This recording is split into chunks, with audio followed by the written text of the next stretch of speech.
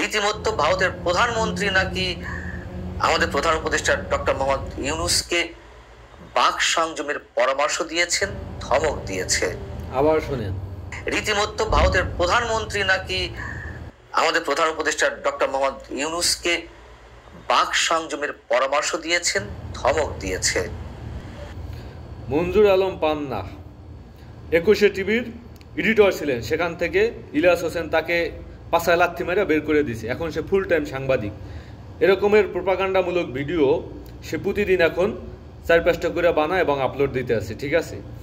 এখন এই মঞ্জুর আলম পান্না সাহেব, আপনার যদি টাকা পয়সার কোনো অভাব থাকে, চাকরি নাই বুঝি, মানুষ কষ্টে আছে, টাকা পয়সার অভাব থাকলে আপনি খয়রাতি করেন, নাহলে ভিক্ষা করেন। আর যদি কেউ চাকরি বাকরি না দেয় তাহলে প্রবাসীদের কাছে সাহায্য সহযোগিতা চান।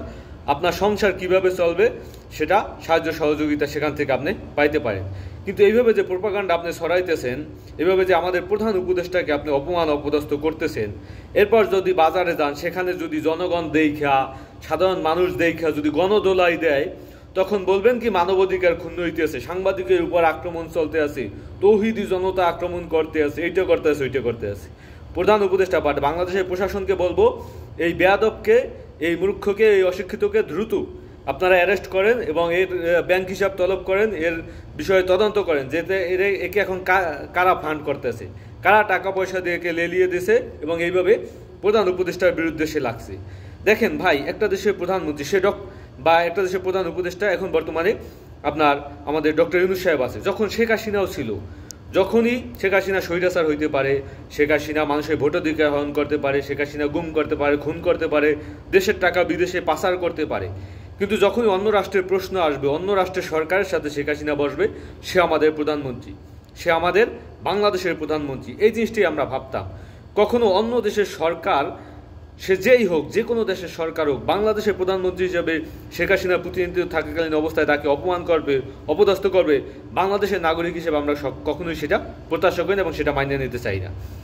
এখন ডক্টর ইউনূস ক্ষমতায় আছে, তার বিরুদ্ধে কেউ এই ধরনের প্রোপাগান্ডা করবে, এই ধরনের উদ্ভট কথাবার্তা বলবে, আপনার কি মনে হয় যে একটা দেশের প্রধানমন্ত্রীকে ধমক দিয়ে কথা বলতে পারেন, ধমক দিতে পারেন?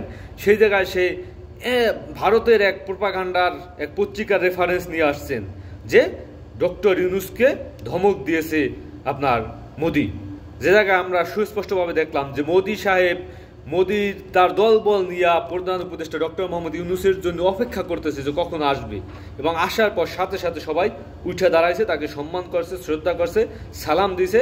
তারপর একটা আলোচনা হয়েছে তাদের ব্যাপারে। সে আলোচনায় কি হয়েছে না হয়েছে সেটাও বাংলাদেশের প্রেস সচিব তিনি বলছেন, এবং আপনার ভারতের যে পররাষ্ট্র মন্ত্রী আছেন তিনিও প্রেস বিজ্ঞপ্তি করে জানাই দিয়েছেন। কেউ কোথাও বলল না যে তাদের ভিতরে ধমক হয়েছে, তাদের ভিতরে আপনার খারাপ একটা কথা হয়েছে বা তাদের ভিতরে খারাপ কোনো আলোচনা হয়েছে, এমন কোনো কিছু বলল না। কিন্তু মঞ্জুর আলম পান্না তিনি এসে বললেন যে ডক্টর ইউনূসকে ধমক দিয়েছে। আরে ভারতের বাবার ক্ষমতা আছে এবং নরেন্দ্র মোদীর বাবার ক্ষমতা আছে ডক্টর ইউনূসকে ধমক দেওয়া। পৃথিবীর বুকে বা পৃথিবীতে যত রকমের রাষ্ট্রপ্রধান আছে, প্রধানমন্ত্রী আছে, মানে প্রেসিডেন্ট আছে, এই মুহূর্তে শুধুমাত্র ডক্টর ইউনূস আছে যিনি নোবেল পুরস্কার বিজয়ী একমাত্র প্রধান উপদেষ্টা, তিনি বাংলাদেশের প্রতিনিধিত্ব করতেছেন। বুঝতে হবে যে তিনি শুধু জাতীয় নেতা না, তিনি বিশ্ব নেতা এবং বিশ্বের একমাত্র নেতা যিনি নোবেল বিজয়ী নেতা। এই জিনিসগুলা যেটা আমাদের গর্বের জিনিস, সেটাকে আমরা লুকায়িত করে, সেটাকে আমরা ফুটিয়ে না তুলে এইভাবে কিছু অশিক্ষিত অসভ্য কিছু মূর্খ মার্কা সাংবাদিক আছে যারা আমরাই আমাদের সম্মানকে আপনার বিলীন করে দিতেছি।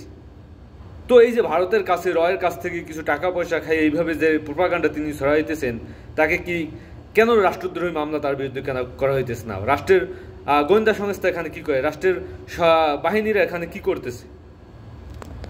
ভাই, শেখ হাসিনাকেও কেউ এইভাবে অপমান করে কথা বলবে সেটাও আমি মানিয়ে নিতে পারি না। প্রধানমন্ত্রী থাকাকালীন অবস্থায় অন্য রাষ্ট্রের কাছে সে ছোট করবে, অন্য দেশের প্রধানমন্ত্রীর কাছে আমাদের দেশের প্রধানমন্ত্রী ছোট হবে, এটা আমি কখনোই মানিয়ে নিতে পারি না। তো মঞ্জুর আলম পান্না সাহেব, আপনাকে বলে দিই, এইবার আপনাকে সাধারণভাবে আমি আপনি সম্বোধন করে কথা বলতেছি, কিন্তু এর পরবর্তীতে যদি আপনি এই ধরনের ভিডিও বানাই থাকেন, এই ধরনের প্রধান উপদেষ্টাকে নিয়ে প্রোপাগান্ডা ছড়াই থাকেন, আপনাকে কিন্তু সেপুদাকে দিয়ে গালি দেওয়া হইবে, তখন কিন্তু কোনোভাবেই ছাড় দেওয়া হইবে না। আপনার জন্য এটা একেবারে ফাইনাল ওয়ার্নিং দেওয়া হইতেছে, ঠিক আছে? কোনোভাবেই আর কোনোভাবে আমাদের দেশের প্রধানমন্ত্রী, আমাদের দেশের প্রধান উপদেষ্টা অপমান অপদস্থ করিয়া কোনো ভিডিও আপনি বানাইবেন না, আপনাকে এই সতর্কবাণী দেওয়া হইল।